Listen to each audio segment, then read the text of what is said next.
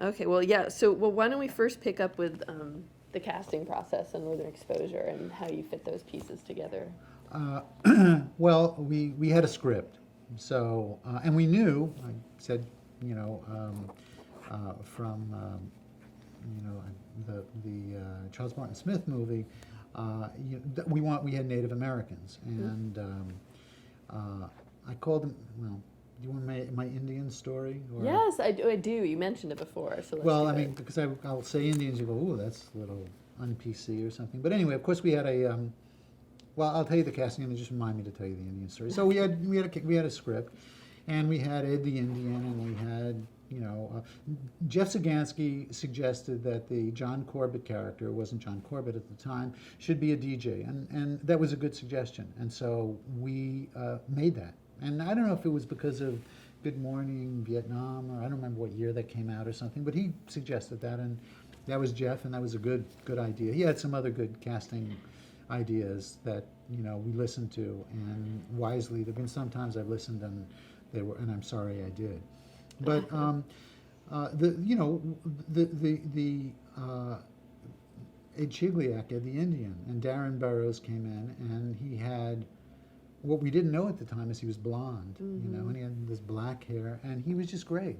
And he was great. And so we said, boy, are you an Indian or something? He said, yeah. John Corbett came in, he had tattoos, and he had like a band around his long hair, and he was from West Virginia, which we made the character. In many ways, he's just the most charming guy and a lovely guy, but a guy's guy, and you could see why men and women like him. He is just a friendly, open guy. And although he's a guy from West Virginia, to me it was sort of like I mean, it's the difference between an academic and an intellectual. An academic is what I wasn't when I went to graduate school. I don't want to read secondary sources and parse it and all that stuff. An intellectual is anyone to whom ideas are real. And you can be a dock worker, you can be the doorman. And John, the character, was a guy who was interested in ideas. And you don't have to be educated to be interested in ideas. Interested in all kinds of things. And so he, of course, and he would be on the radio, and he was wonderful, and he would be reading these things. He had no idea what he was saying, and but he was game, and he was just great. And Rob, what we wanted is we knew we had a New Yorker, a quintessential New Yorker. And I'm Jewish, and so he'd be Jewish. But we didn't want a nerdy looking guy. Rob's a handsome guy, and so when we found him, we knew that he was the guy that we wanted. He hadn't done very much. He'd done a commercial for Trident, and I think he'd been in an episode of Tattingers, which was a Bruce Paltrow show that wasn't successful. But we knew that he was our guy, and we also knew that we needed a Maggie O'Connell, and we didn't have one until the very, very end. And what happened at the very end, we put her on tape. She was in New York, and we needed someone, and we looked at her, and she's beautiful, and Sagansky, and she just talked or something and we all said, she's the one, so we got her out there.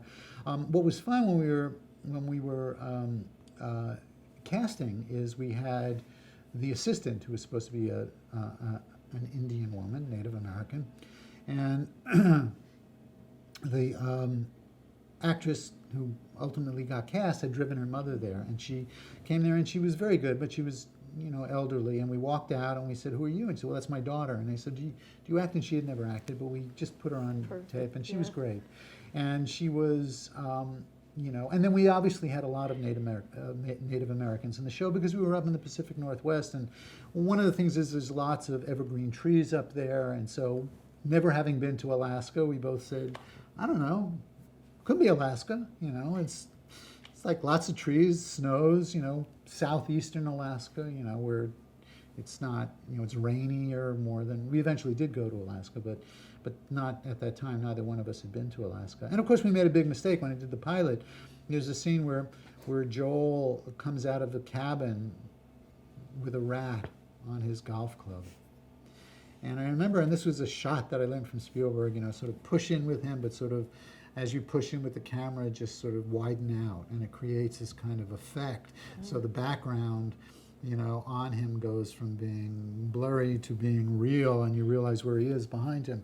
Well, what I didn't know is that they don't have rats in Alaska, and but then now in the age of the internet, people would call them, that's a scene doesn't work. Well, nobody gave a shit, and maybe they wouldn't even now. So again, I learned another thing, nobody cared.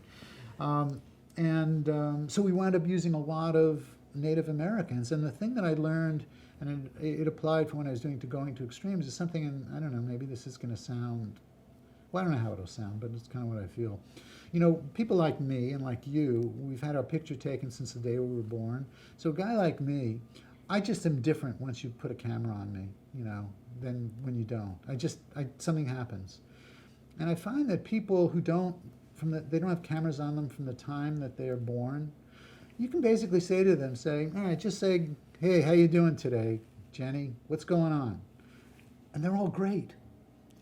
Like all the Native Americans were great. All the black people in Jamaica were great. Anybody.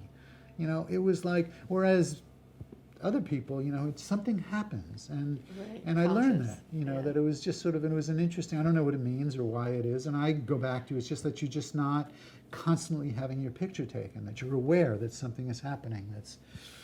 So, the Ruth Ann, was, people, we talked about people would come in and they would say, they just belong in the show. It's funny, I met with Louis Anderson yesterday, and he said he loved the show, and he said, I could have been in your show. And he put on this kind of goofy hat, mailman, right? And I said, absolutely. It was, so you could tell, people who knew. And I had just the most fun I had ever had doing anything, doing that show. And it was closest to me because it was sort of who I am. And I don't mean that I'm an outdoorsman or that I'm, just that the spirit of it was something that I sort of captures something that when I feel okay about things, it's sort of the way I feel okay. And then of course, so when we left, when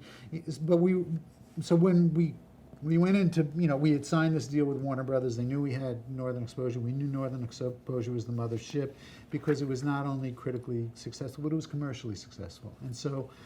And Les was the head of Warner Brothers, and he knew it, but I want another Northern Exposure. We went into NBC. We pitched I'll Fly Away and Going to Extremes. And I'll Fly Away was our idea. But again, as I said, it was, To Kill a Mockingbird from the black point of view. And for me, it was a show, we called it Universal Time, so that we made sure we didn't have pillbox hats to indicate. It was the opposite of Mad Men or The Americans. We didn't want it to be period specific. We just wanted it to be not taking you out. So there was nothing that, other than cars, that determined the period. Because I said, well, this is South Africa today. And that made it interesting to me in a way that it didn't when it was, but anyway, we walked out of there, and NBC said, we'll buy both of them. So we walked out of there, and we're in the parking lot, and this is Les Moonves, the greatest salesman in the history of Hollywood. Hi, Les. And he said, so what do you guys want to do? And we said, I don't know, we could do this one, we could do the other one. And he said, are you fucking crazy? They're going to pay you money to do, To Kill a Mockingbird as a network television show. You got to do that one. We'll sell the other one somewhere else. And we went, oh, right, yeah. And we decided to do that. So we were doing that. And we sold Going to Extremes to ABC, which was an idea that Universal had. They just wanted to do a teaching hospital in Jamaica. In the Caribbean. Yeah. And I did not want to do another medical show, but we were getting to shoot it in Jamaica. And it was like Lord Jim. The logistics of it, we went to Jamaica. They said, well, you can't shoot in Jamaica. Jamaica never shot a television show. It's a third world country. You have to have crew. You don't have a crew. You don't have any, you have to bring everything in. You don't have the budget like it. Essentially, Jamaica had been a rental place. You're shooting a movie, you bring everybody in, then you leave. Right. And what we pitched to Jamaica was, you guys don't have a film school, and nobody wants to take your students into their film school, because when you graduate from film school, you're not going to be able to work in Jamaica. And so film schools want their students to work. That's how people go to their film school. So what we're going to do is we're going to take in our film, let's say our camera crew, every third person on every part of the crew is going to be Jamaican. And in success, the second year they're going to be the second number 2 person, and we're going to get a new Jamaican for number 30. We're going to be your film school. And they got really excited about that. And I got excited about that because it wasn't about making a medical show. It was about painting bus stations. You know, we were getting robbed and held up, and it was crime. And they said, "Well, you got to keep." They know when you're taking the money to the bank, and Wow. you know you have to change your this. And we said, "Well, okay, if they know, then." We just decided to paint all the bus stations, say going to extremes. That we're adding something positive to Jamaica, and so we had. It was just enormously satisfying. It was, you know. I'd get off a plane and I'd come in to the, you know, to the airport, and everybody in the airport would go, "Yeah, man, how we doing the ratings this week, man?" You know, they'd never, and it was like they got excited about it, and we got excited about it, and of course you could see things that you'd never seen on network. You were in Jamaica, the whole thing shot in Jamaica, so that's what you saw. I mean, that's, you know, we decided we had to build a medical clinic in the jungle. We were in the jungle, and literally, I kid you not, it was like The Walking Dead. People walked out of the jungle. They came out of the jungle. They lived in the jungle, and they came out with their little scythes or whatever you call it. While some woman is living in a lean-to who's pregnant with a little portable radio, and we say, "Okay, you build us. This is what we want to build." You know, and we didn't have a lot. My friend who was a contractor in LA came there to build this thing, but he didn't work in Hollywood, and and then these people some didn't even know how to sign their names. So how do you pay them? You know, how do you give them a check? They don't have a bank account. How do you? Everything was so interesting and so incredibly amazing. But we had 3 television shows, and as I said, John Falsey and I did not believe in redundancy. We were division of labor, and mine was Northern, because that was the thing I could do. John loved I'll Fly Away. He loved I'll Fly Away. And he made a big mistake, as he said in his mind, because we hired David to work Chase. on David Chase to work on, you know, I'll Fly Away. At that point with John, and I wrote the pilot and directed the pilot, and I was involved in the beginning, but then my thing was Northern. And John went to David and he said, "Okay, here's the deal, David. You can either run I'll Fly Away, or you can run Going to Extremes," which was brand new. Thinking he was going to pick Going to Extremes because it could be his whole thing. And he said, "Oh no, I'll Fly Away," because David loved I'll Fly Away too. So John was stuck with Going to Extremes, which he didn't love. And then he had a number of issues which came up. I don't know what you know about or don't know about, but everything sort of fell apart at that point. And that was, we did some other things while we were doing it. Then John wrote the last. I'll Fly Away was bought by PBS. It was the first show they ever aired on PBS, and he wrote the 2-hour.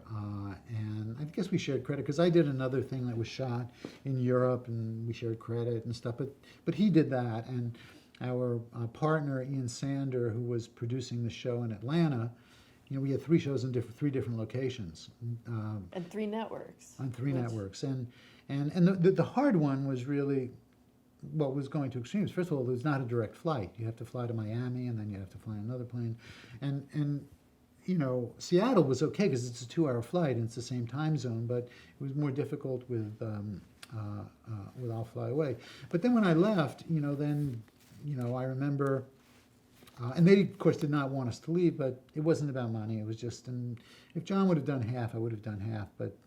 And you talk about regrets. I'm kind of sorry I left now. You're talking about Northern? Yeah, but I at the time I wasn't, and it's 30 years later, and now I have more ideas, so I would know what I wanted to do. But, and they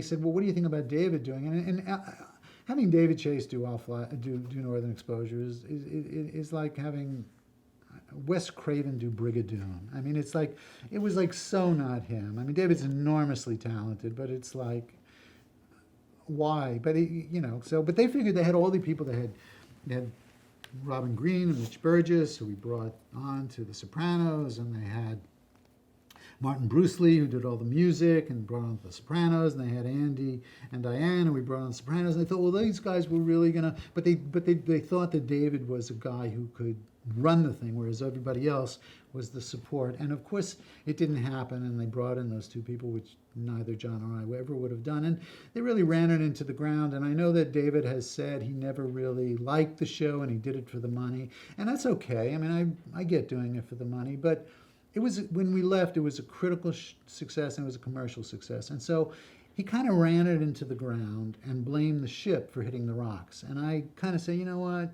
man up. You know, you didn't like it, I get it, but you took the job. Nobody made you take the job, you know, and you fucked it up, and you blame the show. And then why'd you do it? I mean, you don't get to do that. And that's the only thing that's a little bit of a sore spot. I have become good friends with some of those people, and you know, so that was. But I never watched an episode of that after I left, and I never watched. Well, those were really the two. I didn't watch the second year in Amazing Stories either. But again, it's not because I was mad. It was just like, it was too personal. It was just, why? What, you know, it's kind of like, do you want to go to your ex-wife's wedding? I mean, what's the point of that? What do you think you're going to get out of that? Right. You hope they're happy. I mean, you really do if it's your ex-wife. You know, it's like, I don't really. Well, okay, you get, now maybe there's a better example. I mean, if it ended well, whatever that means. So, and then, you know, then John and I, you know, ended our partnership, and it was amicable, but he had his own issues, and I, you know, had made a movie, and I wanted to do different things, and I didn't know what I wanted to do. And again, it goes back to, I didn't know, each stage of my life, I didn't know enough, and so not knowing enough, it was ignorance that made me brave. If I would have known how much money it was going to take to send two kids to college and raise them, and to, you know, maybe I wouldn't have left, you know. I didn't know. I thought, I have more money than my father's a tile man. Are you kidding? I made more money.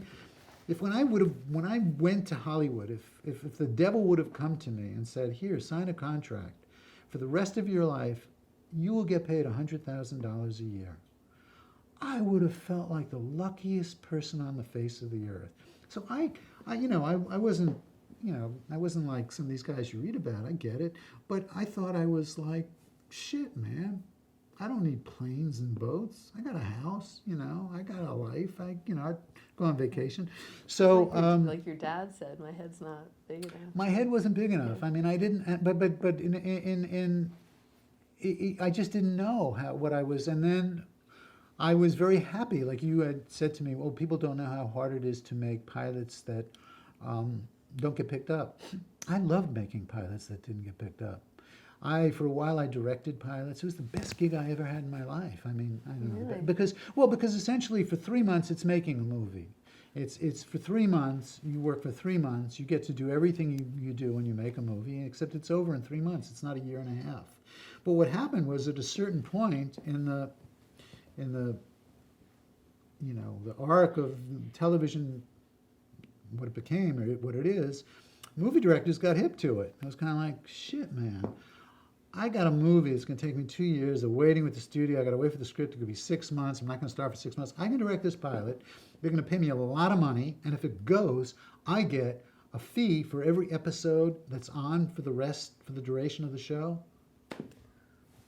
So all of a sudden, guys like me were in competition with Barry Levinson and Spike Lee and all these guys who basically, Stephen Frears, great directors. And so some of them stayed in it, but most of them didn't, you know, they weren't getting, and then, so it got usurped to a certain extent by big-time movie directors, and for good things and for bad things. I mean, you know, the good thing is you have a wonderful director. The bad thing is they're used to shooting 2 pages a day, you know, that they're used to getting what they like, and all of a sudden everything is compromised in a certain way. And to a certain extent, what you find in people who like TV, like me, they like the the limitations that are put on it. And you'd say, well, what do you really like limitations? Yeah, you do in the way that you like the limitations if you're writing a sonnet. I mean, the fun of it are the limitations. You like the limitations if, why don't we all play tennis without a net? You know, it's the net that makes the game fun. You know, so for certain people, and for other people, maybe it doesn't. I don't know, but for me, it did.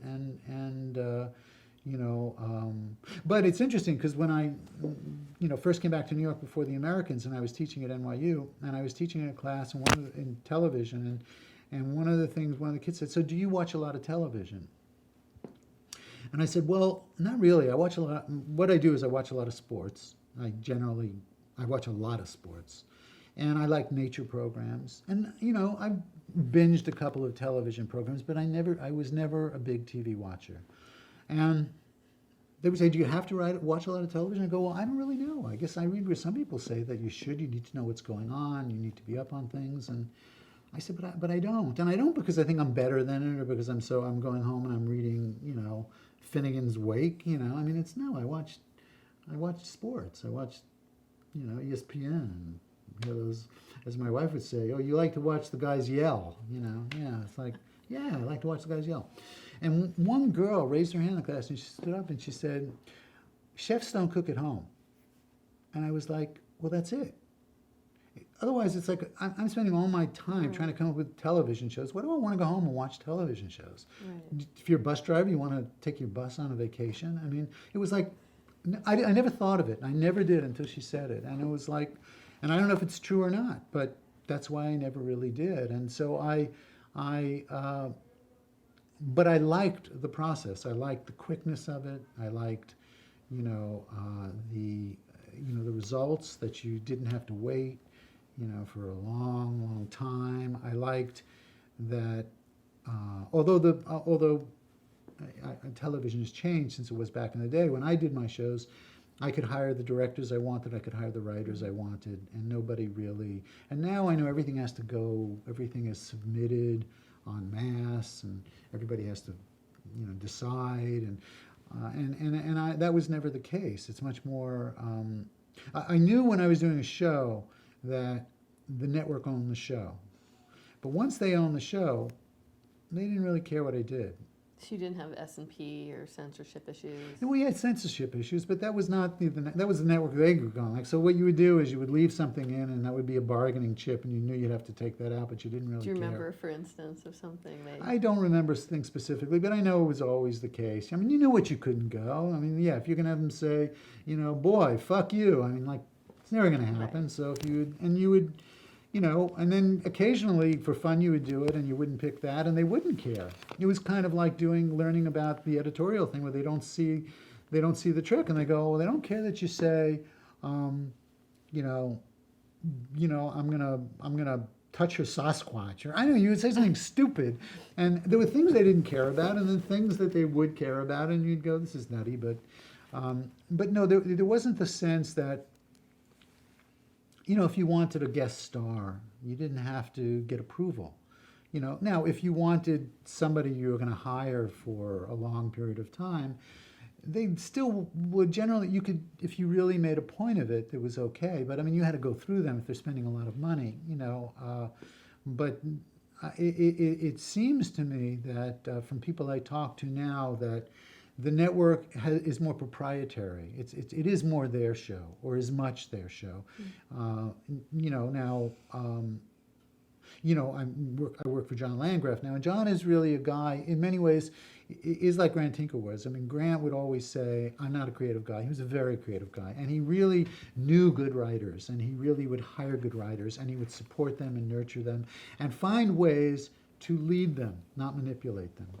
And John is very similar in that way. And it's interesting because, I don't know, he was an executive at NBC back in the day, as was Kevin Riley. And those are guys who basically, they are guys who understand how to talk to people like me. And I don't know if it's because of Grant or because of the time that they came up in, I don't know. But still, nevertheless, there still is a much more proprietary sense that when your networks have brands now, they didn't have brands. And does it fit in with their brand? There was never something you ever heard back in the day when I was doing something. I mean, if they did, they didn't say it to me.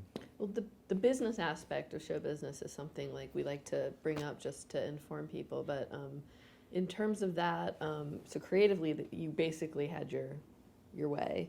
But when things happen, like when Morrow's very public contract negotiations were happening, I mean, did they have a hand in having you bring in Anthony Edwards as like just in case? That's not really what happened. I know. Okay, good. Well, so clear it up. Well, here's the thing. When Rob came in, and I remember when we were doing the pilot, and there was a scene with a beaver. I'd never seen a beaver before. Beaver is a big animal. Yeah. It's a big animal, and Rob has to basically have this beaver on his, and it was supposed to be funny. And I remember, and Rob was a young guy, and in a way I was a young guy, and I apologized for sort of for not playing well with others when I did St. Elsewhere. I've gotten that a lot from a lot of actors that I've worked with, and other writers that I've worked with. Other people who have basically said the same thing. They basically didn't know how good a situation they had because their expectations were. I see it on The Americans. People don't know. They don't know. They've never worked on another show. Is this how it works? Is this not how it works? So when Rob came in, he was a young actor and a talented guy, and he had dreams and ambitions and stuff. And when he was with the beaver, he wanted to be in control. And the bottom line, he was scared shitless, and that's what made it funny. And I remember we had a talk tonight, and I said, Rob, you're blowing it. You're not funny. And I said, you don't have to try to be funny. You are a guy in fucking Alaska, in the middle of fucking nowhere. And we did an episode called Brains, Know-How, and Native Intelligence, which is something I live in New York. New York is the most sophisticated provincial people on the planet. Nobody knows how to do anything in New York. And everybody knows everything about everything. They know the best wine, they know the best restaurant, they know the best show, they know why this movie is better than that movie, but nobody knows how to fucking fix anything. And then people who know how to fix things, and they don't know what the best wine is. They like the big bottle that's $5 as opposed to the little bottle that's $4.50. And so he didn't know anything either. He'd done a Trident commercial, and I remember one time we had a big fight, and it was a very loud fight on the set, and it was tradition of an actor, and it was like, don't give me this fucking bullshit. I mean, you were in a Trident commercial. And so when Rob was not happy, and so when he wanted to leave, I said, you could go. Go. And I remember I was thinking, what am I going to bring in? And I thought, and this sounds really sad, I don't know why I thought of him. I thought of, not that I would have gotten him. What's his name? Who played OJ in the... Oh, God. He was a young guy. He was a black guy. I thought, well, I'm going to bring somebody completely different, you know. I mean, it was like, and by that time I said, it's all of these people, all of these characters are great characters, and it's the town is the star, and it'll be a loss, but go out there, go find out what's out there. So, and the studio didn't believe me, and the network didn't believe. They said, you're going to let him go? And I said, yeah, he wants to go, let him go. It was like, Chuck Rosen was a writer friend who basically was working on The First Aid, and then he got a job being the showrunner of 90210, and he said, can I go? And I said, absolutely. You want to go? You can get a better thing? Go. Life will go on. I learned, everyone is expendable. Everyone. I'm expendable. I mean, and I was the head of the show. We're all expendable. So Anthony Edwards was not about that. What it was about was, we were doing a show that was supposed to be in Alaska, which is pristine. And by that time we had been to Alaska. In the second or third year, the state of Alaska flew me and Falsey up there. And we went over Prince William Sound where they had the oil spill. It's the most incredible thing you've seen. We saw moose, and we saw, go into parks or just land where they had bald eagles, like Christmas decorations on the trees. It's an incredible place. It's just an extraordinary place. And I want to do something about the environment. And I have a nephew who basically, this was back in the day when everybody talks about gluten, and he discovered he was gluten Intolerant. Yeah. I didn't even know what that meant.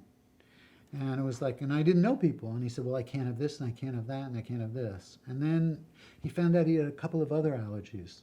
And then I read something somewhere about a woman who found out that she was allergic to civilization or something. And I thought, well, yeah, everybody's getting cancer. It's like, even today, it's the same thing. It's like, if you want to know the one I had lunch, dinner with my friend Bob Azell, who used to be the science guy at NBC News, and he said, what disease is? The disease that people get more and more of when they go older. He said, cancer. He said, here's this. And I said, so if you think about why, all of the stuff, the air's polluted, the water's polluted, we're eating bad shit. It's like, so I thought, where's a place except to do? And they made that movie about the Bubble Boy. And so it was like, let's bring Anthony Edwards in there. And not that he's going to replace, Rob. And, it was a way for me to do something that I wanted to do. And, and I'm sure that my leaving sort of made Rob. So it was like jump ship, but I don't know that he would have left. Maybe he would have left, maybe he wouldn't have left. But it was the choice that they made to replace him is what sort of killed the show. And it's not that they're bad actors or something. It was just so it was so not the spirit of the show. Why are you doing that? And I'm sure that it wasn't just David's decision, but I blame David for that. I mean, you can't blame the show. Yeah. He doesn't like that. Somebody showed me something. What doesn't he like that you called it a non-judgmental universe? He thinks that's full of shit. And it was like, why is that full? I don't know what that means. It meant simply, it was like, first of all, it was Brigadoon. It wasn't real. I mean, there were no children in that place. It felt real. It felt the characters were real. There was a lot of death in it.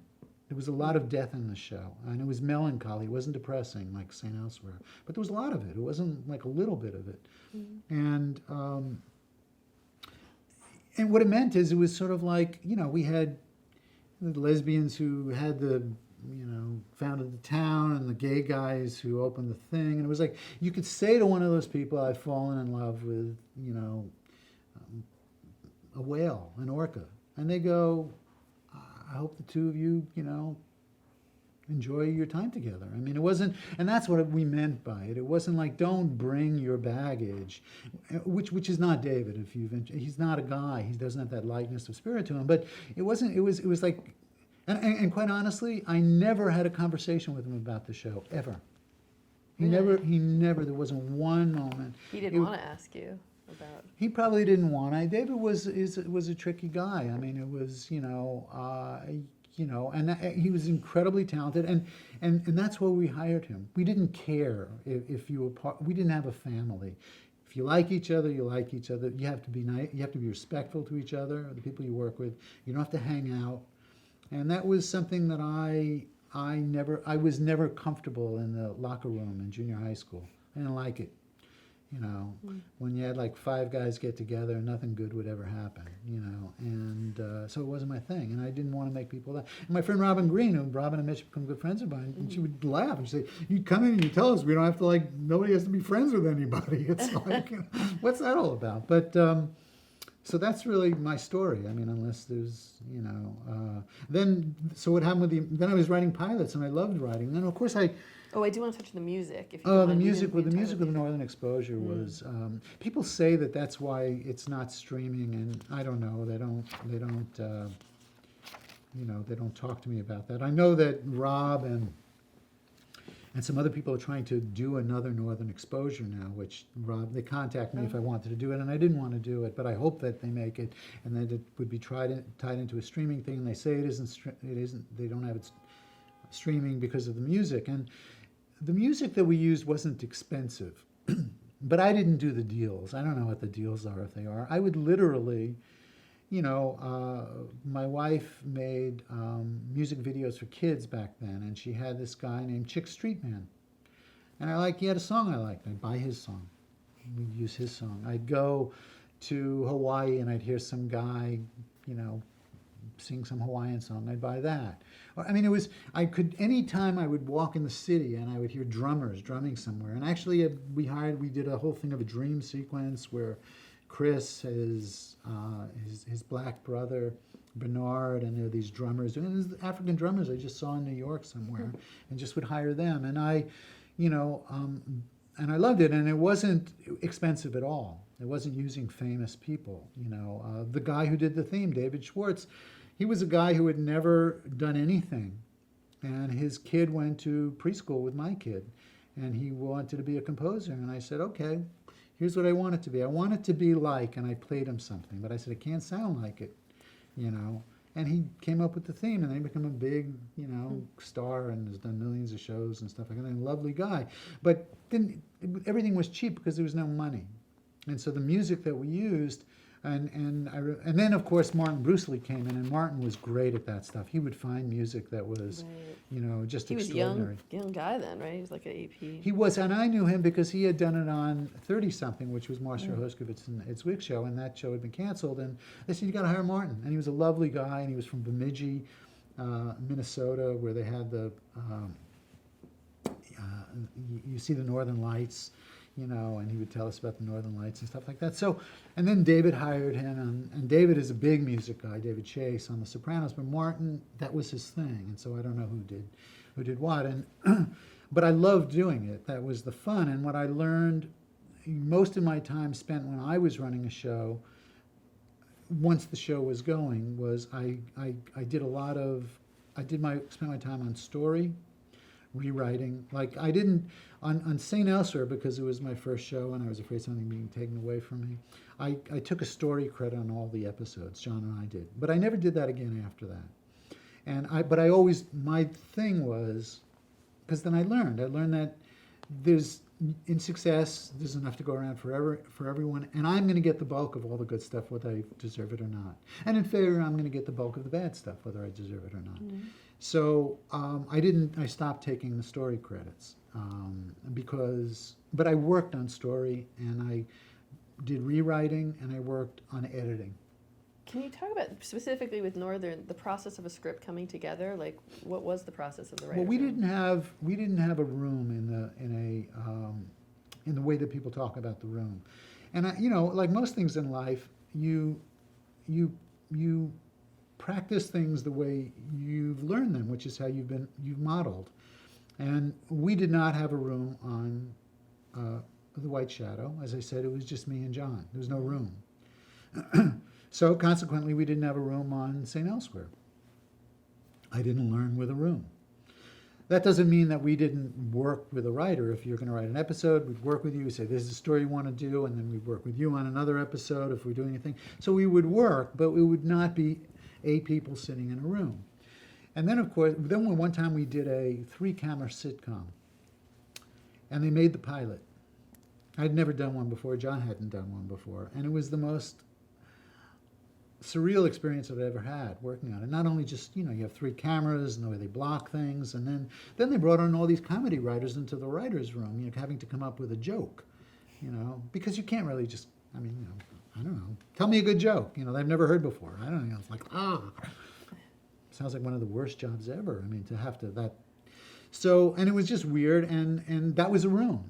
And so I guess the notion of a room came from sitcoms, when Neil Simon and Woody Allen and all those guys would sit in a room. And so then they basically moved it over to dramas, but I didn't come out of that.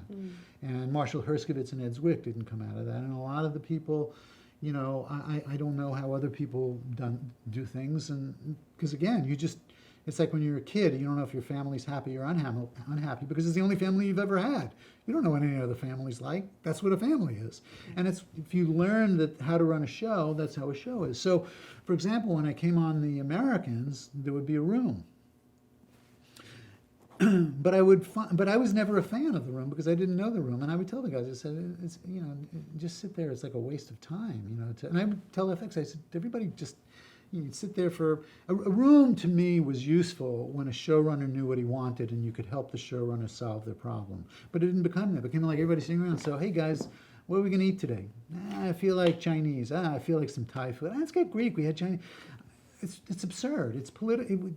And of course, the room has its own hierarchy, and that the people who are most vulnerable are the people who say the least, even if they know the most. And it's only the big guys, it's the guys like me who don't give a shit if you fire me, who are going to not shut their mouth. So it can be useful, but only what's happened on The Americans is we don't really have a room anymore, and I don't know if that is partially because of me or completely has nothing to do with me. And I think that the guys have learned that it's easier for them to do it the way they're doing. That doesn't mean that they don't they do it. They do it the way that they knew the model that they had inherited, and then they figured out their own model. And when I was talking to FX about this, and I'm a consultant, and a consultant is really most useful in the beginning when you don't know what the show is, and then if there is a major change in the show, like you lose the main star, because then you've got to rethink it. That's sort of the main value, but generally in a show, but as the show moves on, the guys know what they want to do, and so your job is really to help them do just what they want to do. They're not questioning what I should do. They're saying this is what I want to do.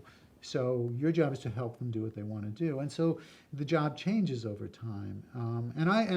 It's been very humbling and a tremendous learning experience. It's funny because I love the guys on The Americans, Joel Fields and Joe Weisberg, and it's their show. That doesn't mean that I don't contribute, and I try to, but it also means that they also know what I won't do.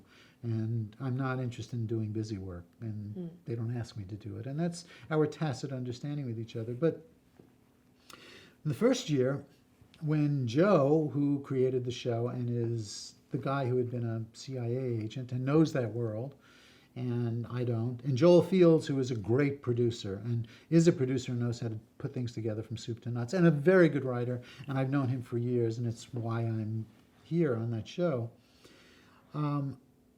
So we would have a writer's room in the first year, and because there was no money, it's the first year show, the cable show, it's a lot more money than the 829 grand, but the only person who really had any experience was me and Joel Fields. Wonderfully talented writers and lovely people who have gone on to more successful things, but most of the time is me talking. And when Joe would come up with something and I didn't want to say, well, that's like a really stupid, terrible idea, I would go, well, you could do that.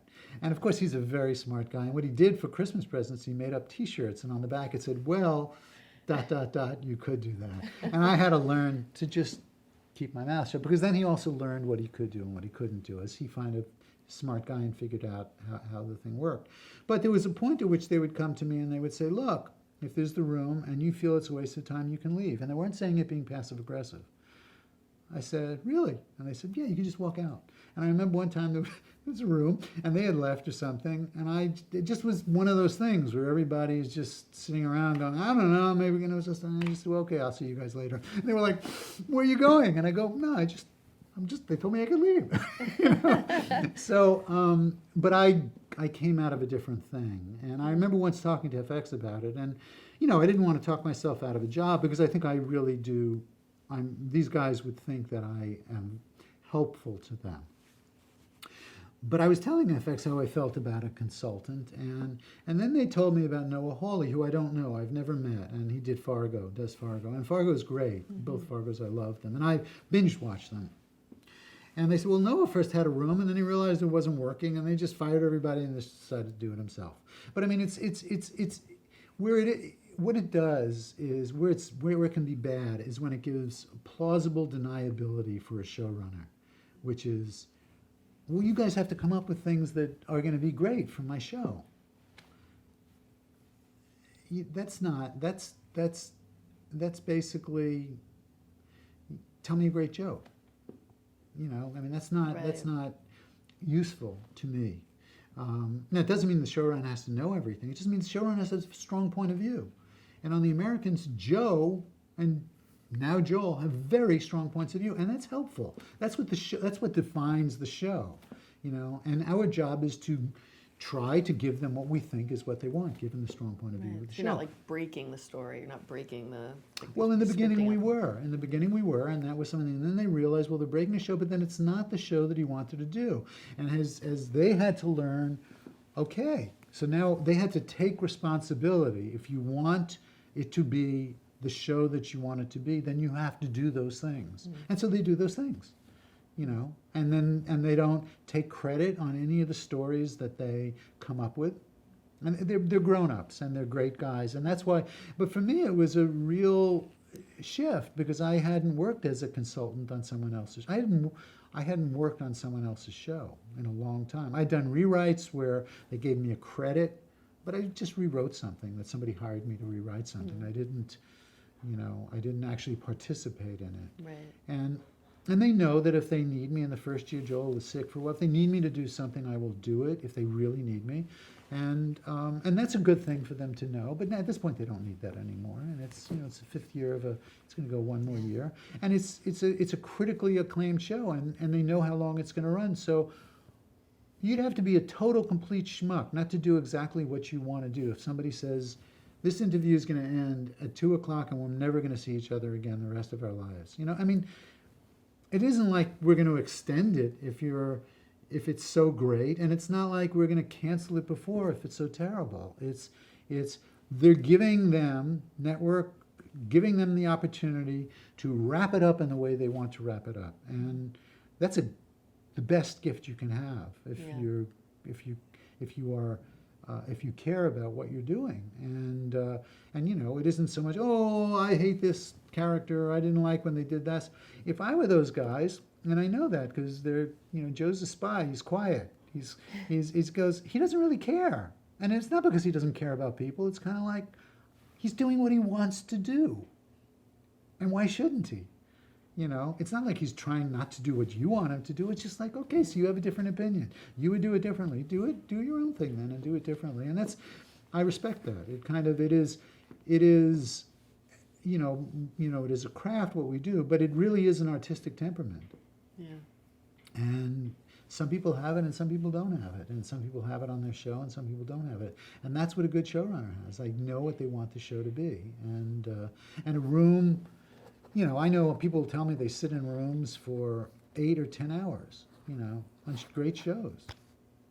People tell me they sat in the room in The Sopranos, and we sit there and be like, your ass just hurts. That's the bottom line. You're just sitting there, and it's, So we no longer have a room on The Americans. There's no room. Maybe there will be again. Maybe something will happen, and they'll have a problem. Kill everyone off, so they'll have to bring the room back. But anyway, so that's. Well, we are gonna slowly start to wrap up, but because this is also for the Writers Guild, especially, I want to just talk about your process for writing. If you have any routines, any, do you use a typewriter? Do you use a notepad? Just anything that you could explain. Well, I have one thing. Is. I started, I'm like it's like the history of man. I started writing by pen or pencil on yellow pads, and then I went to a typewriter and I typed, and now I work on a computer. And I can't imagine ever not having worked on a computer. And also, I'm getting older, and my memory, and I don't mean my memory. You said, you have a great memory, Josh. But, I mean, I forget words sometimes. Thank God for the internet and Google. I mean, it's like, really, I don't know how I could do it anymore. And there's a line that Samuel Beckett had where somebody, I think it was Samuel Beckett, they said, well, how are you going to write when you can't remember anything anymore? And he said he used to worry about it. And then he realized, he said, I'm writing better stuff than I ever have before. It was kind of like you have those 5,000 words that that are all you need to write great stuff. For certain kinds of writers. So the internet and working on a computer is how I work. The one thing that I do, and I've shared it with some of my friends, Henry Rommel, who was a brilliant writer. I don't know if you know who Henry was. He worked on Northern Exposure, worked on I'll Fly Away, then he worked on Homeland, he created some shows, he did some movies, he was a novelist and a short story writer, and he was a very good friend of mine. He died a few years ago. And I shared with Henry, the thing is, for writers, I share this with them, and it works. I have friends who do this, and I talked to Louis Anderson about this, and I'm curious to see what he comes up with. Story is artificial. It's manufactured. It's engineering. That's what it is. It doesn't just spring out of. You could read Coleridge's Kubla Khan. He said, I had a dream, and then I wrote the poem the whole next day, and there it was. But for the most part, it is like writing a song. I mean, part of this artificial process is a script. A good 1 hour script can't be 12 pages and it can't be 120 pages. It's got to be, it's like a sonnet. It's got to be, now they're down to 40 pages on The Americans as time, it's no longer an hour, but it used to be 55 pages or whatever.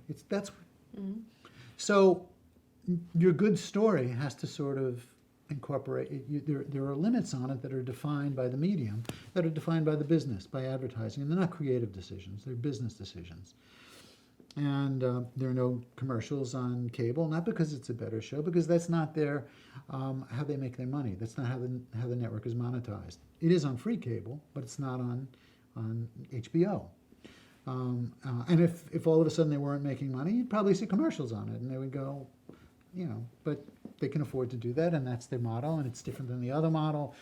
And that's how the world works. Right. So I have this thing I call it dream time, and what I always say to when I writers, and so writers really get very frustrated with story because some writers, most of them aren't great at it, and I mean, Alvin Sargent, who's a great screenwriter, who wrote wonderful, wonderful movies, and you can look up his list, and he was not a guy who wrote sort of well articulated stories. And he said when he died on his tombstone, he wanted it to be written, finally, a plot. So writers get frustrated with story, and it's hard to do by yourself. It's easier to bounce it off because it's putting a puzzle together. It's easier to do a crossword puzzle with someone else, isn't it? I don't know, I can't get this. What's 5 letters for? Oh, right. So I do this thing called dream time, and I only do it when I'm starting a project. And because once the part of your brain that thinks things out comes into play, it's not really that useful because you've already committed to something. Mm. And that is thinking about what you want to see in the thing that you're doing. Not in an intellectual way. Not like, oh, this would be a good scene. You don't have to know where it is. You don't even have to know if it is there. But you have to come up with a bunch of things that you want to see about that project. And if you can't come up with the things, again, anybody can make them up if it's a test, but if you can't honestly come up with things you want to see about your story about a woman who interviews people for the Writers Guild, that probably means you don't want to do it. And then when you come up with those things, and this is where, that's only one step in the process, but it is a process of getting a story, you will find that inevitably, in my experience, the things you come up with, when you see them written down, that your unconscious knows more about what you want to do than your conscious knows that you know. It's kind of like me talking. I say it to my son, who has a job and he's producing something, and I say, you will not know how much you know about producing until people ask you questions about producing. You don't think about what I'm learning. You just think I'm doing it. And I learned by doing. So when you put those things down, if you really want to tell this story, there will be a pattern that will emerge. It's kind of Platonic, the Platonic ideal. You take a big cube of marble and you start chipping away, and what gets revealed is the David, as opposed to making decisions. Well, this is a 1-hour show, and it's a cop show, so we got to have the incident where the cop basically shoots the wrong guy. I mean, you're making decisions that may be in your script, may not, but you've bypassed the reason you want to do the show. That comes from you. That why you should be writing the thing you're writing as opposed to someone else. And so what I found with people is it makes the arduous, awful process of constructing a story much easier, because at a certain point you will begin to see the semblance of a story, and then the other part of your brain has to kick in, and then you're back to thinking, that thinking part of your brain. And you can't really go back to the dream time. Just like when you're dreaming, you are in your dream, and then you wake up, you can't go back to sleep and go back into your dream. You get one chance when you're in the dream until you wake up to be in the dream. Now, Marshall Herskovitz gave me one of the best, it applies to writers as well, when I said, what do I need to know when I direct? He said, remember what you see. Because I was directing something I wrote. And he said, and I said, oh yeah, because it's physiologically impossible to write something without seeing something. It's just impossible, you can't do it. But the problem is it has no value to a writer. So writers, I'd say, what did you dream last night? And you say, well, I didn't dream. Well, we know you did because we put things we followed your rapid eye movement, then you did dream. But we're not used to remembering our dreams. We're not trained to remember our dreams. So most of the time we think we didn't dream. Every once in a while, oh yeah, I had a weird dream last night. So you can't write something without seeing something, but nobody cares what a writer sees. You're not the director. Which is why writers, to a large extent, are unhappy when they see their work made, because, they'll write Josh and Jenny are interviewed in a hotel room, doing an interview in a hotel room. And I'm the director now, and I come in, and all of a sudden I put us on the roof. And, you know, there's a big dome, glass dome, and you see it, you go, but you just wrote, Josh and Jenny are interviewing in a hotel room. And they go, that's totally wrong. And I go, oh, so they're not on the roof. No, you know, they're in the basement. No, they're not in the basement. Well, I would have said they're in the basement. So they're in a room without any windows, because they're in that one room that they turned into a room in the hotel. No, of course they're in their windows. And the windows look out on Central Park. No, they don't look out on Central Park. If you ask, and the writer will tell you what the writer saw. And the writer will even tell you where the camera is without knowing where the camera is. Josh and Jenny walk down the street. You know, we'll tell you if the camera is looking at us from the side, if we're walking to the camera. So that's a value for a writer, but it's also a value for a director. For the writer, it's really, I would say, just before you start a project, it's allow yourself, trust your unconscious, tap into your unconscious. Once you get into the process that is involved, the rigorous process of making something, you can't really go back to that easily. Yeah. But that's your opportunity to tap into it, and you will discover things that are of why this is a good thing for you to do or not a good thing for you to do. You know, something that you like the idea of doing it, but you don't really, that's not really what you want. You just want the idea. I want to win an Oscar, but I don't want to basically spend 20 years of my life trying to write a movie that wins an Oscar, you know? I mean, it's or I want to be a ballerina, but I don't want to have to go to dance class for 15 years and starve myself to death, you know. Have you ever had writer's block?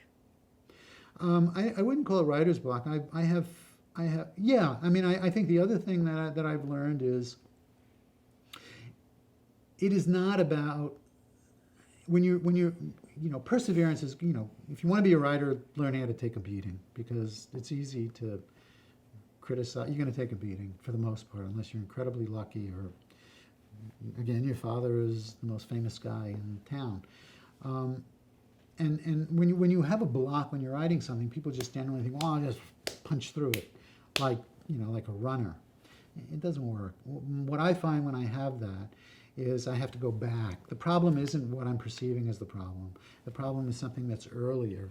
And so where I solve that problem, it is the closest I can get to dreaming is I can do it when I'm exercising aerobically.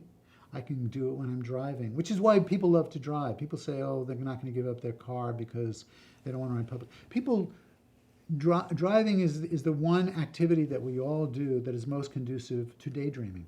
Yeah. Because a part of your brain is occupied, the part that makes sure that it doesn't crash, and so the rest of your brain, and that's the part that is thinking things out.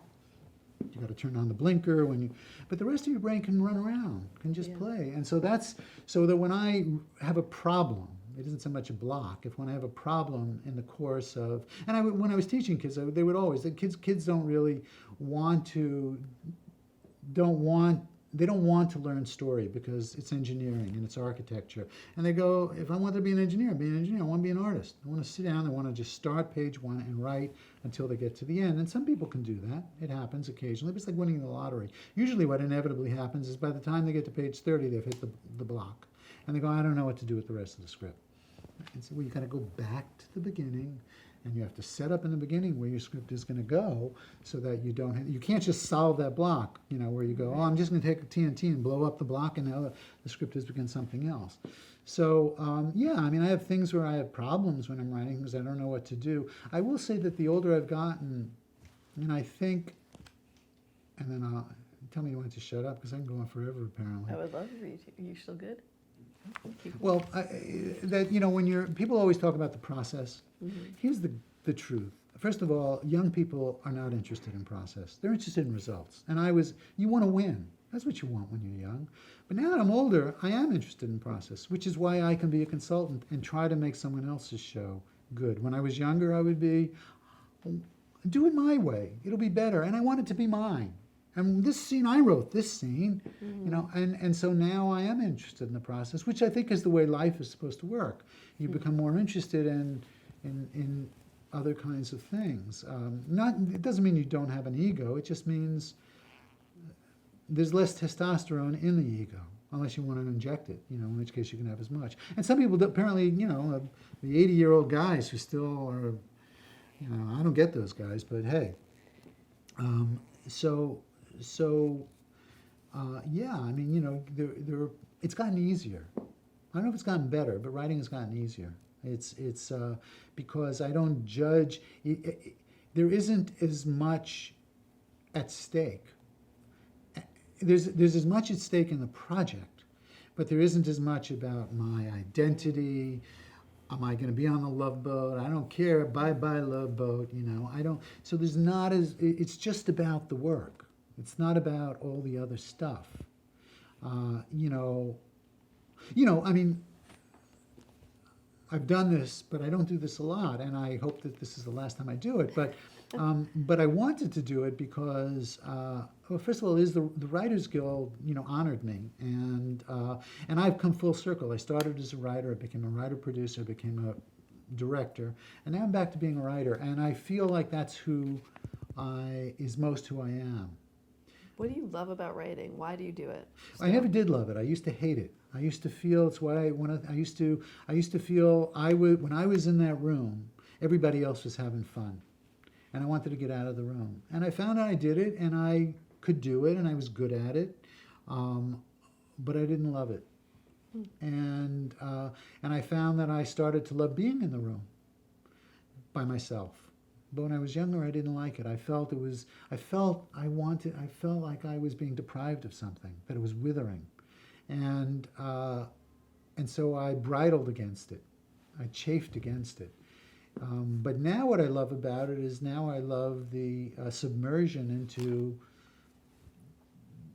into a world that's like just diving into water, clear water. I mean, and I don't really want. There isn't a place that I'd rather be, than that place. And I don't know if it's good or it's bad or if it, I really don't know. But I probably, if I had never directed, or and I've always encouraged my producers, because I had distant location shows, I said, you gotta direct, even if you don't want to. First of all, you gotta know what the people on the crew do. In order for them, because you walk in on that set and they don't think you have any fucking idea how hard what they do is. Do it. See what they do. They will treat you differently. You will look at them differently, even if you don't know it now.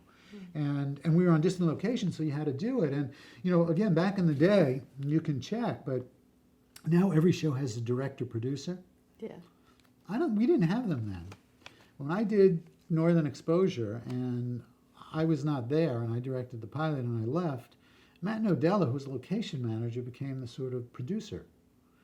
And there was no director-producer. Then Rob Thompson, who was a director and directed a bunch of episodes, they said, hey, Rob, he liked it up there. So you want to stay up here and you can be, and he became the director-producer. But I never had heard that there was a director-producer. When I did I'll Fly Away, my friend Ian Sander was the producer. He had produced a lot of shows. He'd never directed. And I said, Ian, you got to direct. And I helped him, so he did, and then he became a director, and then he was the director-producer, but he didn't think he was going to be a director, and Going to Extremes, we had a guy, I can't remember his name, Greg, and he was an editor. He said, you got to learn how to direct. You're in Jamaica. It takes me 2 days to get there, and he became a director. So, and then everybody now has a director-producer, but we didn't have that. But Bachko had Greg Hoblet on Hill Street, and I don't know if that's what he did, but I don't remember that back then. Now everybody, has them, and I guess that's the way it is now, and it's probably a good thing, but it's just different than the way it was. In terms of, you've given some great advice, but is there anything that you wish you would have known when you were starting out that you would impart to someone today? Well, Or when you say wish I'd known, changed so much that maybe, Well, here's the thing. It took me a long time. I started out by saying, somebody asked me to write a spec script. I wrote one act. It's useless. I had no idea. I didn't think I was giving her something useless. I think that I made a lot of mistakes, and some of the things I would not have gotten fired from if I knew better. But since how everything has turned out, if I would have acted better, I wouldn't have gotten fired from St. Elsewhere, but I would have done it for 80 years, and I would have made a lot more money, but I wouldn't have done a year in the life. Yeah. So I am glad. Of course, I have. It worked out. Everything happened because I got fired from Amazing Stories, and I did a year in the life. I love that miniseries. A Year in the Life got canceled, and I did Northern Exposure. My life would have been much poorer and I don't mean monetarily, but in every sense, that included for not having done it. So here's the thing: we started out by saying this, and you said, here's the good news and the bad news. The good news and the bad news is you only learn from your failure. You don't learn anything from success. Success feels good. It's a great drug. It feels terrific, but you learn nothing from it. You only learn things from failing. So how do you, even if you basically understand that, and again, maybe you don't want to learn anything. You just want pleasure. It doesn't feel good to fail. To have people say, this sucks. You suck. How the fuck could you do something so terrible? You're awful. You're no good. If you don't want to subject yourself to that in some fashion, you will not grow. But you will be happy. So, but I'm a happy guy, or happy enough, as my wife would say, and that is the thing. I'm happy enough, and I'm glad that part of it is because of getting fired. I have things that I've gotten fired other times, and there's one time I got fired, and I do regret it, because it's something I really wanted to do. And I didn't get fired because I did a bad job. I got fired because I didn't understand something. I didn't understand something political. But I learned after that, and the next time I was asked to do that, I was asked to do something as a director that really a producer should have done. And I said I would do it, thinking, well, I know the studio, but I didn't know what was going on behind the scenes, and the studio was having their own thing. And I stepped into something, and the next time somebody asked me to do that, I said, I'm the director, you're the producer. You want more money, you call them. But I didn't know that, and I wish I did know that, because it was something I really wanted to do and I was invested in. But, hey man, nobody comes out of it without, scars. If you can make a living at it, it certainly beats being a tile man, I'll tell you that. That's hard fucking work. It's hard work. And, I didn't want to work that hard.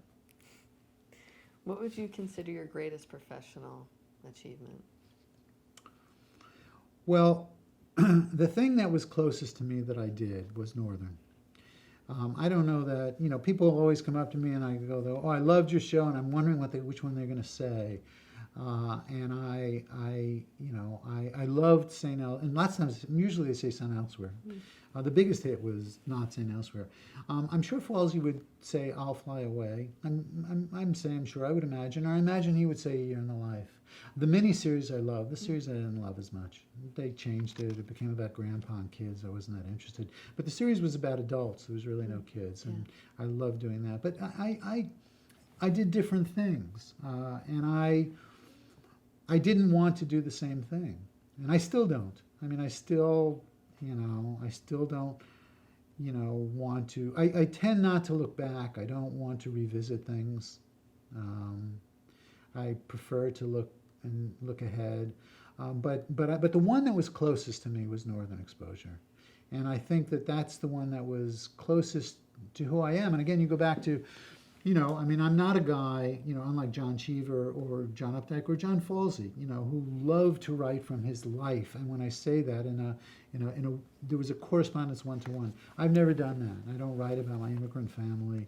I don't know why I do it or why I don't do it. But I know that, but if it comes from me, I trust that it's informed by who I am. Mm-hmm. And so whether I'm writing about an American Indian, and I never did tell you that story. I have it down here still. Yeah. Well, it's who I am, but I don't write. People say, oh, do you want to write your memoir? I have a friend who's writing a memoir. And I go, I will never do that. Not because I'm afraid of, I just have no interest in that. In my life, I'm not that interesting to myself in that way. I'm interesting in terms of what I think to me. Maybe not to other people. They don't have boring ideas. you know, but that's what's interesting to me. So I'm not interested that I grew up in the apartment building I grew up in. Everybody grew up somewhere, rich, poor, whatever. But I want to just tell you this story about. So I had a Native American advisor on. I can't remember his name, Jay, and he was a big guy in the Indian Native American community. I said, I'm going to ask you some stupid questions, and I said, why do you guys have long hair? And he said, well, we believe that when we go to the next world, we got to take our hair with us. I don't remember why. And I said, why do you all have great teeth? He said, bridge work. They got his teeth. He said, they all have shitty teeth, and so I said, well, what do I call you? This was like in, you know, the 90s. I remember in the 70s, used to be a big thing. What do you call black people, you know, African Americans, Negroes, blacks? What do you call, you know, what you were to be called? And I said, what do I call you? And I said, do I call you Native Americans or Indians? And he said, well, let me tell you a story. He said, he used to go to this big, I don't know if he called it a powwow, but it was a big, once a year, all the Native Americans would get together and they would talk about their issues. Not from his tribe, but a big convocation. And they were talking about what they should be called. And they were saying, oh, we got to be called this, we got to be called that, we got to be called this. And one old guy stood up and he said, 18 million of us have been murdered because we were Indians. We have earned the right to be called Indians. And he looked at me, he said, so Josh, you may call us Indians. So when I was directing the pilot and I would need some more Indians, I'd go, hey, we need a couple more Indians down here. And all the white guys would go, whoa, there he goes, I'm calling them Indians. And it's interesting. And I learned something on that too, because I'm Jewish and my kids were bar mitzvahed. And there was in Israel, and there was a reformed rabbi from the United States who was bar mitzvah. And there are very few reformed rabbis in Israel. He had to come. Yeah. He was a great guy, and so and one time he had to come back to L.A. for some reason, and he stayed in my house, and this is weird because we got a rabbi in the house. Anyway, so I said to him, I said, you know, Brooks was saying, well, did you tell him you want to be cremated, right, Josh? And I said, yeah, I want to be cremated. And he said, oh, no. And I said, well, and I told him the story about the American Indians, and I looked at him, and I said, and my grandparents included, and all of my father's 13 brothers and sisters, except for 3 of them, my mother's 9, except for 3 of them, were murdered. And I said, 6 million Jews were incinerated because they were Jews. I think Jews have earned the right to be incinerated. And he looked at me and he said, well, I get what you're saying from an emotional point of view, but I don't think I can get behind it. And I said, I think you should get behind it. I think, you know, it was like and I learned that from the Indian guy. I mean, it's like, fuck, what, all those people, they don't count? Right. They were murdered. 18 million Indians were killed because they were Indians. Right. That's why. They didn't kill them because they were killing Native Americans. They were killing Indians.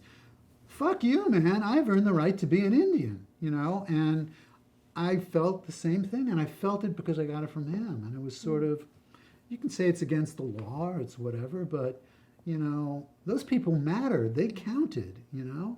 And if that's what you care about, the letter of the law, you're missing out on something big. So you better figure out how to change the rules of the game so that we basically all, you know, get along with the program. Anyway, so that's kind of my Indians versus Native Americans. I don't know that I would do it now, and because I think I would have to explain the whole story now. Somebody would throw a punch at me or something. That's a good story. Well, we'll type it up and you can send it out as a Christmas card. Well, from ashes to ashes, another full circle. You had talked at some point about how Paddy Chayefsky influenced you. And then in 2013, the Writers Guild honored you with the Paddy Chayefsky Award. Yeah. And was that the first time you and John were reunited to get that award? Yeah, it was, and it was a really great thing. I mean, John, you know, had a difficult time in his life. I don't know if you talked to him or what. For years, I wouldn't say anything about it, but then he basically, other people would come up to me, and it was like, okay, all right, so. And when you say the high point of my life in terms of an honor, I mean, I've won Emmys and other awards, but that is the big thing. You know, the Lifetime Achievement, the Paddy Chayefsky Award. And it's kind of why I did this. It was the Writers Guild, and when speaking to Elias, I have gotten a lot from the Writers Guild, you know, and I feel about the Writers Guild, not exactly the way I feel about City College, but to a large extent I feel that way about it. I feel that the Writers Guild, even though I'm not a joiner, I'm not a fraternity guy, I'm not going to be amongst, you know, I'm not going to be walking behind the Writers Guild. That's not who I am. The Writers Guild, that touches me in a deep way. And what happened was, I hadn't heard from John for a long time. I'd reached out to him, and he was always very nice, and he would say, yeah, I'll get back to you, and then I wouldn't hear back from him, and I didn't take it personally. I didn't feel it was about me. I figured, okay. But I would take the opportunity, and then one day, I was living in New York, and I get an email from him, and he said, hey, we just won a Lifetime Achievement Award. I said, and I emailed him back, and nobody had contacted me, and I said, I thought he was gone. I said, well, what do you mean? He said, no, I got a call, and we just won a Lifetime Achievement Award, And I said, well, didn't they call you? And I said, no, they haven't called me. And I thought that's weird. So this is something fishy going on. But anyway, I did call him, and we did win it, and he was very excited. And then we both met, and they got, he said, oh, we should get Denzel Washington because Denzel really liked St. Elsewhere, And I thought, well, okay, let's get Denzel. I don't know. But we got Sam to do it, and I loved Sam. Sam was I loved working with him, and I loved him as a human being. And what was great is my kids came out from New York, my wife came out, and John was there with his kids. And what was great is when we won the award that, John's kids got a chance to see him celebrated in that way. And that was very moving. And, it was great seeing him. And I think what's similar for us is, well, no, I don't think it's similar. I think John is happy to revisit the past. I'm not. I think one time you were saying, I said, we thought, did you want to do something together? And I said, and that's not who I am. It's not about him personally. For some reason, it makes me very uncomfortable. And he respects that on some level. We don't have to talk about it, but he feels differently. I think he would be very happy telling that story, this variation of that same story, and that's who he is. And listen, Faulkner, great writers. There are a lot of different kinds of writers. Faulkner would write about one place, James Joyce, and then there are people who are drawn to different kinds of things. And I'm that way, and he's not that way. He comes at it from a different place. So it was a great thing, and it was, I didn't know Paddy Chayefsky, but people don't really watch Hospital anymore. And it was interesting because when I was teaching, I really don't know. I would talk to the kids about the Elam comedies, which were the 50s British comedies that, and I would show them to the kids or tell them to watch them. They couldn't even tell that they were comedies anymore because comedy changes over time. And I don't know that people would know that Hospital was a black comedy anymore. I don't know if they saw it, but it would really affected me, and of course Network did as well. And he did this. He did a similar. He did. I mean, he's a great writer, and I'm not suggesting that I'm Paddy Chayefsky, but he did also combine comedy and drama, dark humor, so that it wasn't broad, absurdity. And I think, when people talk about, it's funny, I was talking to somebody and they're saying, what do the golden age of television, there really was the first age, and then we know the third age when The Sopranos, when things became serialized, and it was serialized is the big thing. And of course with cable you could, violence and language could change, and so that changed. And really, again, it's because the vectors changed, the delivery systems changed. It isn't like, poets in the 16th century were not as good as poets in the 20th century. It's just the rules of the game were different, and the rules changed, and they would change again.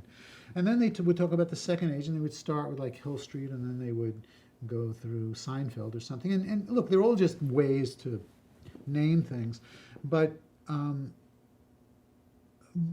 it's changed, and it will continue to change, and the delivery systems will change. And so as the delivery systems change, the way it's shot will change. People say, well, what's the biggest change? I don't know. Maybe it's that the television went from being square to rectangle. I don't think it's a minor thing. I think it's a big thing. Yeah. But there are lots of things, and again, it is a business, and as the way that the business is monetized will change, then what people who develop content like me, the kind of content they would develop will change. And so really we are all, as they talk about this politically or in more serious ways, civil rights, or we are all on the shoulders of the people who came before us. It's just the way it is. And the politics change, and I mean the business politics, the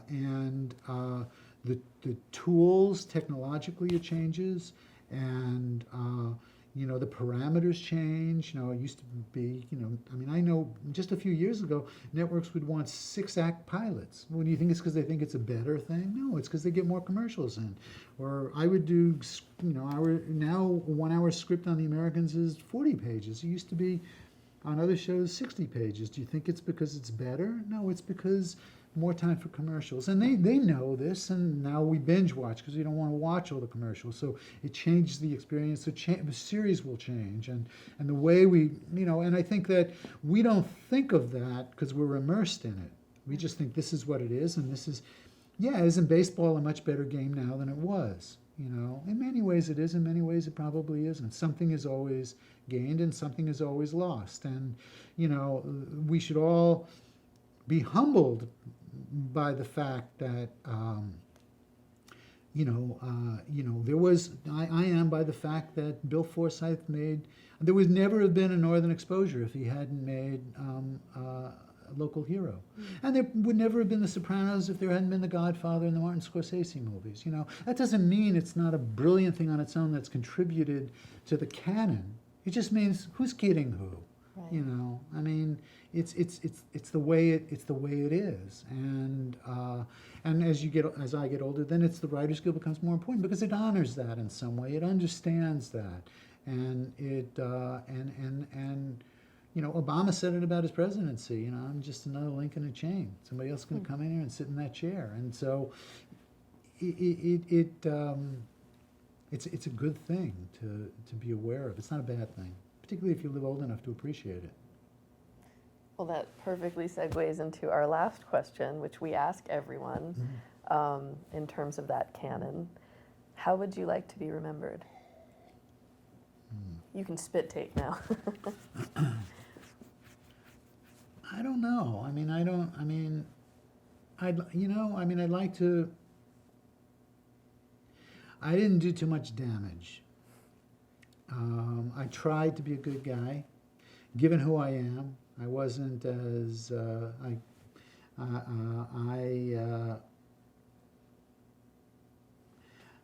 I got much more out of life than I ever dreamed I was going to get out of life, given where I came from. And again, I don't write about that, but and it isn't like I wasn't abused. I didn't have, but if somebody would have said this could be your life, it's like if it was the opposite of It's a Wonderful Life, and I was, Jimmy Stewart, and they said, when I was 17 or something, this could be your life, I would, and my personal life as well, ups and downs, but I would go, fuck yeah, I am one of the fucking luckiest. I would say I'm one of the luckiest white men on the planet, but there are a lot of lucky white men. But I am really a lucky fucking guy. So, did I get everything I wanted out of this deal? No, I didn't. But nobody ever does. So if I would have won an Academy Award, I'd want something else.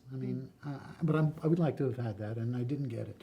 And so, I had a great ride. Nobody should feel sorry for me. And if I gave people pleasure.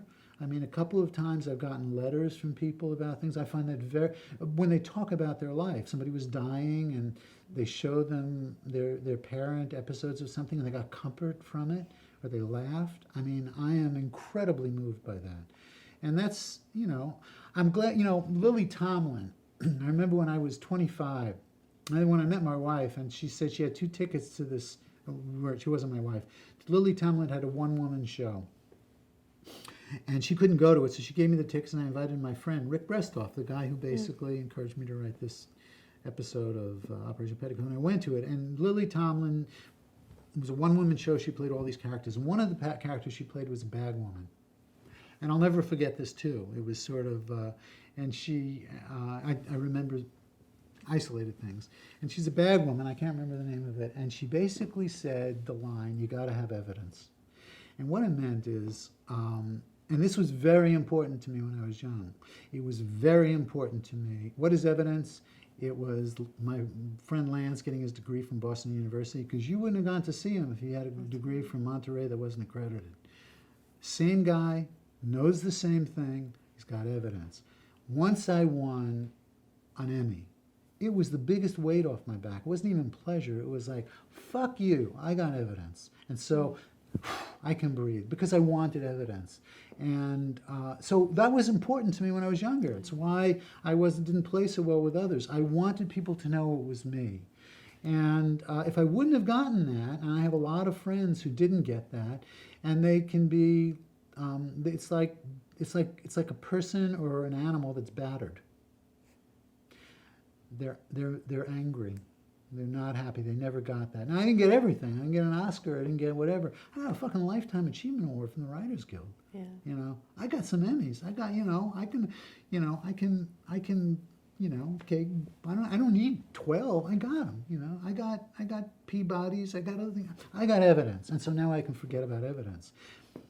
So I don't understand people who are insatiable. I don't understand them. I don't know if I'm not even saying I think it's bad. I don't understand 80-year-old guys, and we can all think of some, or 70-year-old guys who have that hunger for more of that thing. I don't get it. It's like, what a waste. So, it goes, how do I want to be remembered? I don't know. There's a part of me that doesn't want to be remembered, but I don't want to be remembered badly by my children. I want them to, that's the most important thing, that they think I was a good guy. And I fucked up in ways, but I tried to do good by them, And I try to think that I had some integrity in terms of the work that I did. I mean, it was television, which now has become like the go-to medium, but it wasn't. And so that was a good thing. You were kind of the stepchild, and now, But Steven Spielberg was as close as I ever came to somebody who was like truly had a gift.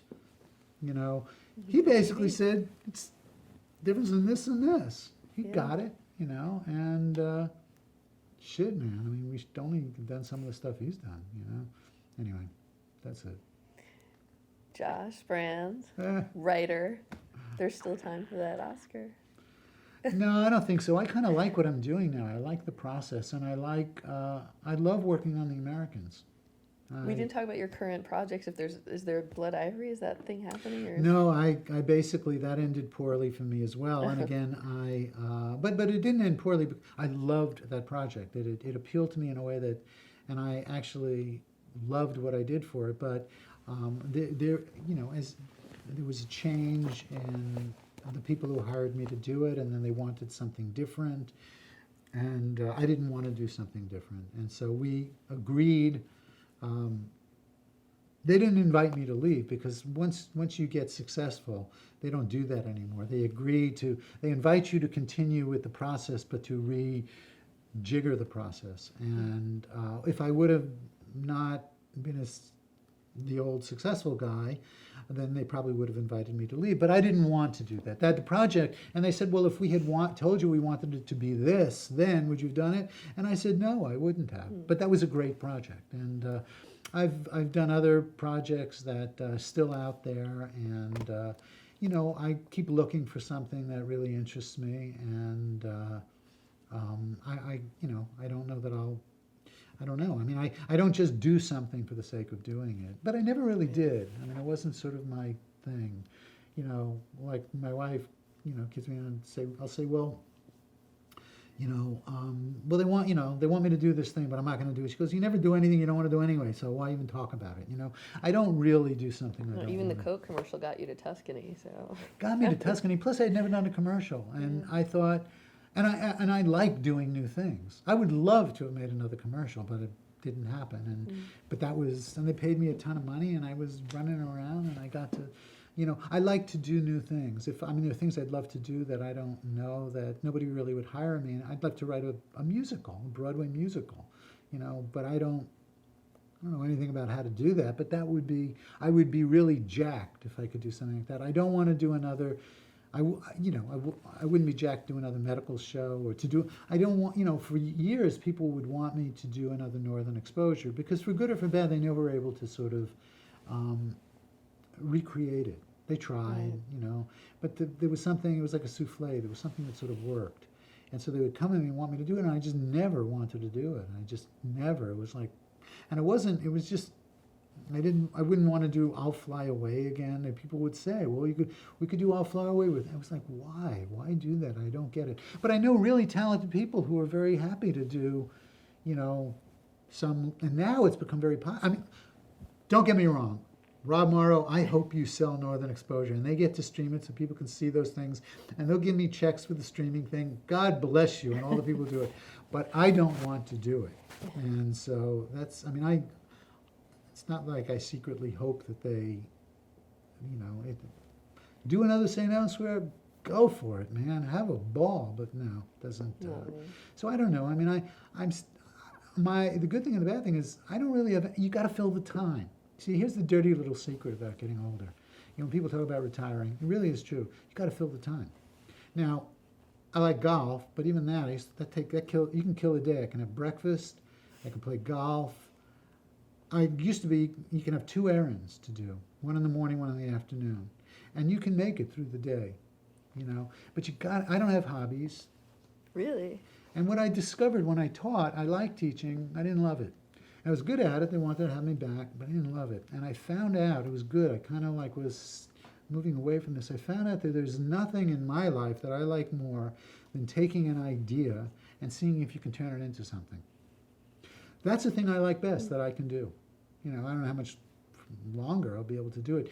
But of all the things that I could do, I mean, I can't play basketball full court anymore. I decided when I was going to be one of the guys who would go up the court ass backwards.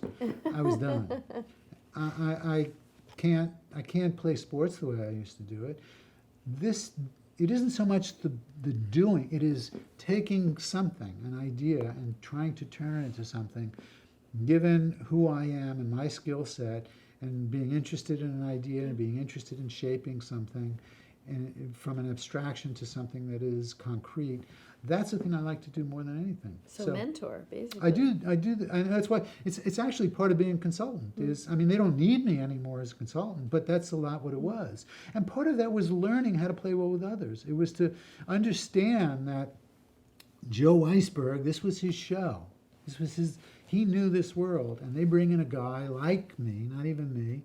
Is that guy going to try to take it away from me? Is that guy, if I fuck up, that he's going to talk to the network behind my back? It was a way of understanding, because I came from that, of there's nothing up my sleeve. I don't want your job. They could bring a Brinks truck to my house. I don't want your job.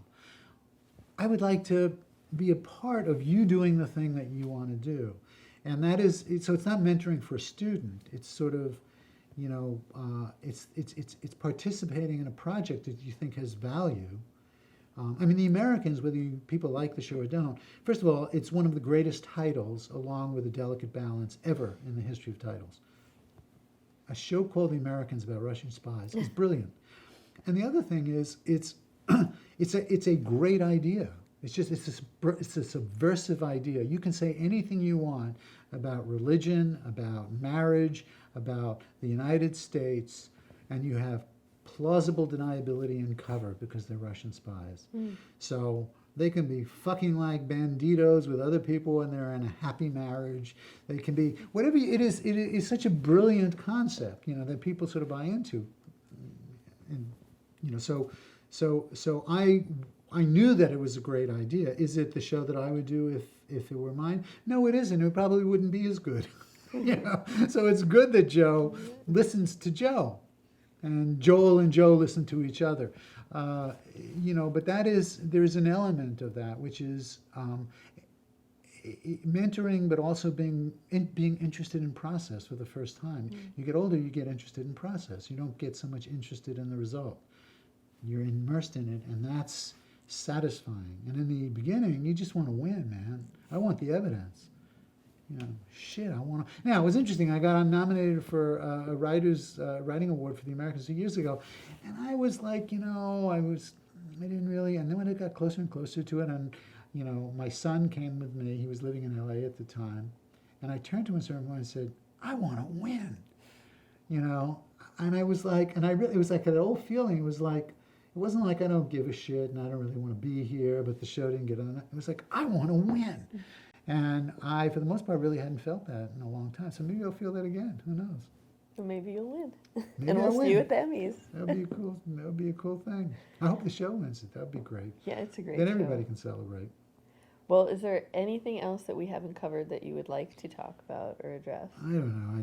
I said too much. I don't know. No. I mean, the thing is, I'll look at. I mean, I hope I didn't trash David Chase. I didn't trash anybody. But you know, listen. Here's the other thing. The thing I want to say is, it's, you know, life is a bumpy road under the best of circumstances, and I don't harbor any ill will towards anyone that I've worked with. But you know, like I said, I've gotten a lot of apologies from people who did nothing worse than I did, from, you know, who acted out, and they acted out, and usually young people act out. It's more understandable when they're young. It's one of the great things with working with the guys on The Americans is they were in their 40s when they basically had that success, and you want to hopefully have learned something by then, that, you know, we're all dispensable.